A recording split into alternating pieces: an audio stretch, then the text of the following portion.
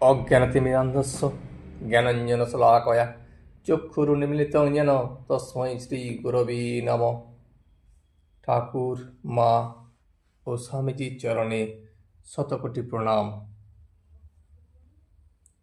আজ অন্নকূট মহোৎসব, ময়ূর মুকুটধারীর পূজা।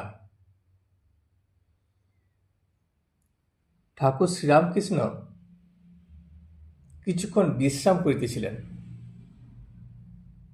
এদিকে মারোয়াড়ি ভক্তেরা বাহিরে ছাদের উপর ভজন গান আরম্ভ করিয়াছেন। শ্রী শ্রী ময়ূর মুকুটধারীর আজ মহোৎসব। ভোগের সমস্ত আয়োজনই হইয়াছে।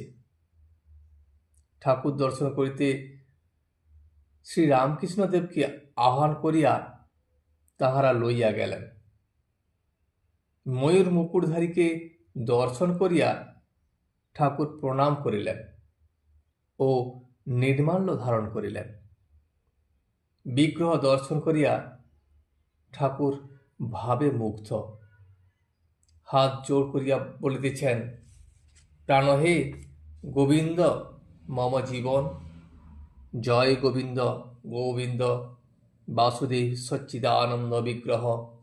হা কৃষ্ণ, হে কৃষ্ণ, জ্ঞান কৃষ্ণ, মন কৃষ্ণ, প্রাণ কৃষ্ণ, আত্মা কৃষ্ণ, দেহ কৃষ্ণ, জাত কৃষ্ণ, কুল কৃষ্ণ, প্রাণ হে গোবিন্দ মম জীবন। এই কথাগুলি বলিতে বলিতে ঠাকুর আবার দাঁড়াইয়া সমাধিস্থ হইলেন। শ্রীযুক্ত রামচাটুর্যে ঠাকুরকে তখন ধরিয়া রহিলেন। বেশ কিছুক্ষণ পরে ঠাকুরের সমাধি ভঙ্গ হইল।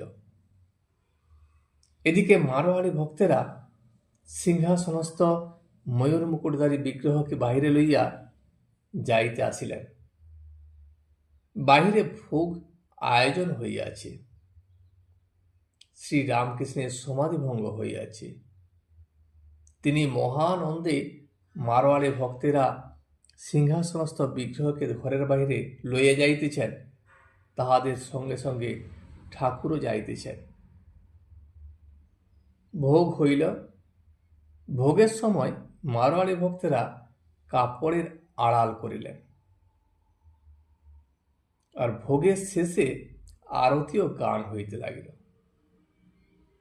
তখন শ্রী রামকৃষ্ণ বিগ্রহকে চামর ব্যজন করিতেছেন। এইবার ব্রাহ্মণ ভোজন হইতেছে। ওই ছাদের উপরে ঠাকুরের সম্মুখে এই সকল কার্য নিষ্পন্ন হইতে লাগিল। ঠাকুর শ্রী রামকৃষ্ণকে মারোয়াড়িরা খাইতে অনুরোধ করিলেন। ঠাকুর বসিলেন এবং ভক্তেরাও প্রসাদ পাইলেন। এইবার ঠাকুর বিদায় গ্রহণ করিলেন। সন্ধ্যা হইয়া গিয়াছে। রাস্তায় আবার বড় ভিড়। তখন ঠাকুর বলিলেন, আমরা না হয় গাড়ি থেকে নামি, গাড়ি পিছন দিয়ে ঘুরে যাক। রাস্তা দিয়া একটু যাইতে যাইতে ঠাকুর দেখিলেন পানওয়ালারা গর্তের ন্যায় একটি ঘরের সামনে দোকান খুলিয়া বসিয়া আছে। সে ঘরে প্রবেশ করিতে হইলে মাথা নিচু করিয়া প্রবেশ করিতে হয়। তখন ঠাকুর বলিতেছেন, কি কষ্ট এইটুকুর ভিতর বদ্ধ হয়ে থাকে। সংসারীদের কি স্বভাব, ওইটি আবার আনন্দময়। এইবার গাড়ি ঘুরিয়া কাছে আসিল। ঠাকুর আবার গাড়িতে উঠিলেন। ভিতরে ঠাকুরের সঙ্গে বাবুরাম, মাস্টার, রামচাটুর্যে আর ছোট গোপাল গাড়ির ছাদে বসিলেন। একজন ভিখারিনী ছেলে কোলে গাড়ির সম্মুখে আসিয়া ভিক্ষা চাইল। ঠাকুর দেখিয়া মাস্টারকে বলিলেন, কি গো, পয়সা আছে? গোপাল তখন তাকে পয়সা দিলেন। বড় বাজার দিয়া গাড়ি চলিতেছে। দেওয়ালের ভারী ধুম, অন্ধকার। রাত্রি কিন্তু আলোয় আলোকময়। বড় বাজারের গলি হইতে গাড়ি চিতপুরের রোডে পড়িল। সে স্থানেও আলোক বৃষ্টি ও পিপিলিকার ন্যায় লোকে লোকাকীর্ণ,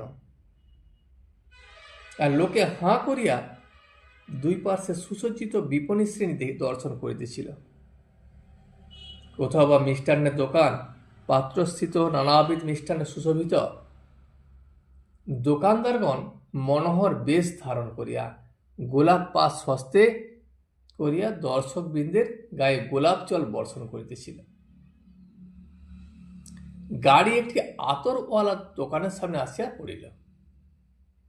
ঠাকুর পঞ্চম বর্ষীয় বালকের ন্যায় ছবি ও রচনায় দেখিয়া আহ্লাদ প্রকাশ করিতেছেন, আর চতুর্দিকে কোলাহল।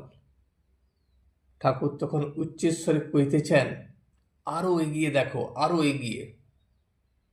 ও বলিতে বলিতে হাসিতেছেন। বাবুরাম তখন উচ্চ হাস্য করিয়া বলিতেছেন, ওরে এগিয়ে পড় না, কি করছিস? সমস্ত ভক্তেরা এবার হাসিতে লাগিলেন।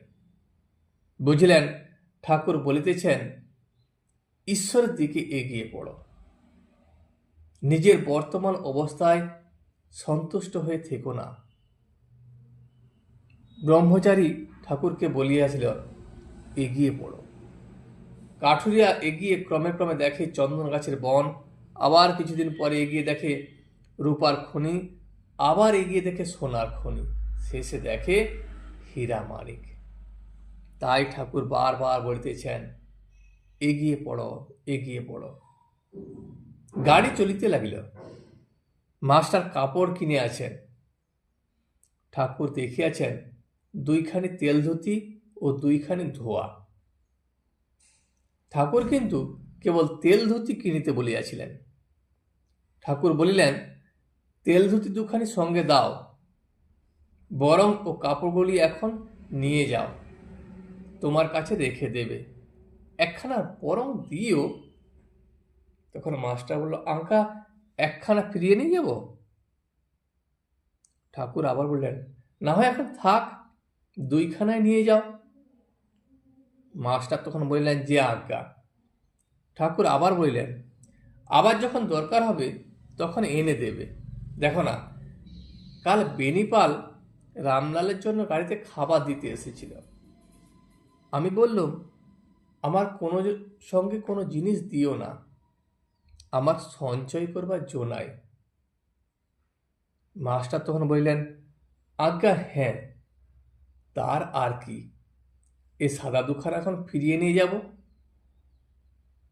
ঠাকুর তখন সস্নেহে বললেন, আমার মনে একটা কিছু হওয়া তোমাদের ভালো না, এ তো আপনার কথা, যখন দরকার হবে তখন বলবো। মাস্টার বিনীতভাবে আবার বললেন, যে আজ্ঞা।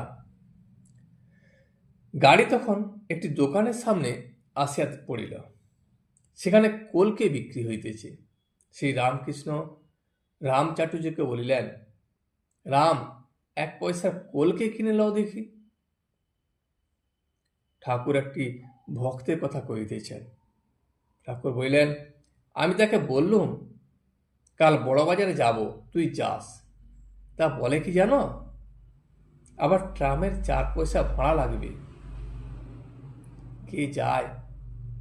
বেনিপালের বাগানে কাল গিয়েছিল, সেখানে আবার আচার্যগিরি করলে। কেউ বলে নাই আপনিই গায়, যেন লোকে জানুক আমি ব্রহ্মজ্ঞানীদেরই একজন। মাস্টারকে বললেন, হ্যাঁ গা, এ কি বলো দেখি? বলে, 1 আনা আবার খরচ লাগবে। মারোয়াড়ি ভক্তদের অন্নকূটের কথা আবার পড়িল। ঠাকুর শ্রীরামকৃষ্ণ ভক্তদেরকে বলিলেন, এ যা দেখলে বৃন্দাবনেও তাই। রাখাররা বৃন্দাবনে এইসব দেখছে, তবে সেখানে অন্নকূট আরও উঁচু, লোকজন অনেক, গোবর্ধন পর্বত আছে, এইসব প্রভেদ আছে। কিন্তু খোট্টাদের কি ভক্তি দেখছ? যথার্থই হিন্দু ভাব। এই হলো সনাতন ধর্ম। ঠাকুরকে নিয়ে যাবার সময় কত আনন্দ দেখলে। আনন্দ এইভাবে যে ভগবানের সিংহাসন আমরা বয়ে নিয়ে যাচ্ছি। হিন্দু ধর্মই হলো সনাতন ধর্ম। ইদানিং যে সকল ধর্ম দেখছ, এসব তাঁরই ইচ্ছাতে হবে, যাবে, থাকবে না। তাই আমি বলি, ইদানিং যে সকল ভক্ত, তাদেরও চরণেভ্য নম। হিন্দু ধর্ম বরাবর আছে আর বরাবর থাকবে। মাস্টার তখন বাড়ি প্রত্যাগমন করবেন। ঠাকুরের চরণ বন্দনা করিয়া শোভাবাজারের কাছে নামিলেন। ঠাকুর আনন্দ করিতে করিতে গাড়িতে যাইতেছেন। আজ এই পর্যন্তই। ভিডিওটি শেষ পর্যন্ত দেখার জন্য আপনাকে অসংখ্য ধন্যবাদ। ভিডিওটি যদি আপনার ভালো লেগে থাকে তাহলে একটা লাইক, কমেন্ট এবং বন্ধুর সাথে শেয়ার করে দেবেন। সাবস্ক্রাইব করে পাশে থাকা বেল আইকনটি বাজিয়ে দেবেন, যাতে আপনাদের নতুন ভিডিওগুলি সর্বপ্রথম আপনার কাছে পৌঁছে যায়। জয় শ্রী রামকৃষ্ণ, জয় শ্রী রামকৃষ্ণ, জয় শ্রী রামকৃষ্ণ।